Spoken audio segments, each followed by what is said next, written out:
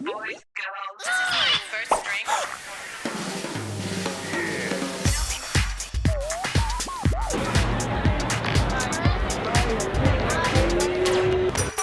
There's a lot of love. So, I just rocked up in the Rock and Roll George car now, Yeah, and we yes. have a very special guest. We do. Scott Hutchinson. Are you ready? Come in. Come on in.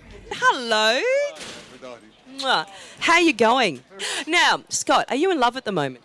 With the car? You're in love with the car? Yes. And tell us about the car. This is Rock and Roll George's car. Can you give us a bit of a background story about it? It's actually a replica of Rock and Roll George's car. The real one I've bought, and we've done it up and we've put it in the Queensland Museum so people can see. Yes. So we've found another one that's in perfect condition and we've done it up. So this one's drivable.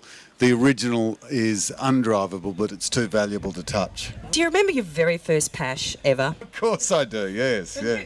How old were you and what went on? I was 11. It was out the back of a swimming club. Yes. We were. It was in between swimming races. In between laps. Yes, in between laps. The laps I'm doing now in Rock and Roll George has nothing to do with my first kiss, though. Oh, okay. I never kissed George. Oh, right. Does anyone know Rock and Roll George? Anyone? Who knows? Anyone? Rock and Roll George. Anyone? You know Rock and Roll George? Fabulous. Yes. Paul, do you know Rock and Roll George?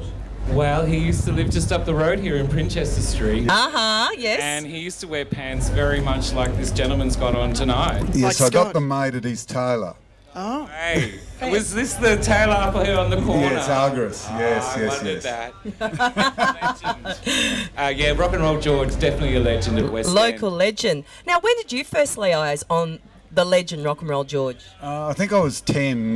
Whenever we went into town, into the city, we always had a look out for Rock and Roll George. He was a guy since 1952 that was doing laps around town, doing U-turns in Queen Street and doing blocks in around the town. So So he's basically just a dude cruising around in his car. yes, but he did it every night, and so he became famous, and then he became something that everybody in Brisbane had seen. I mean, the whole town had seen him.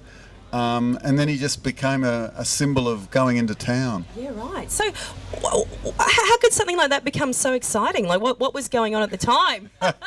Brisbane was pretty boring. Do you remember Rock and Roll George? Oh, very valuable. I've only been here 20 years. I'm a newbie, but I used to walk past George in Boundary Street quite a lot, and it was just, hi, George, and a grunt. And so what's the plan with the car now?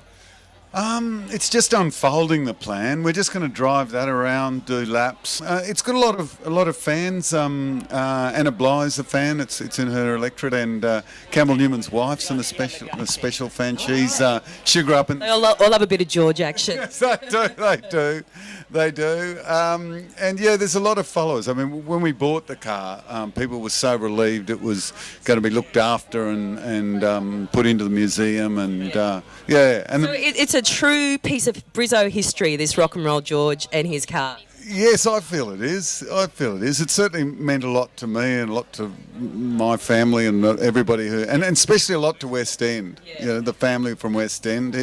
George was Greek or from Greek heritage, so he was very much involved with West End. And it was only when Queen Street turned into a mall and he couldn't do laps in there and yell out and give the girls lifts. Then he went back to West End. Well, thank you so much for coming on the show. You've been fantastic. It's been great to have you in the booth.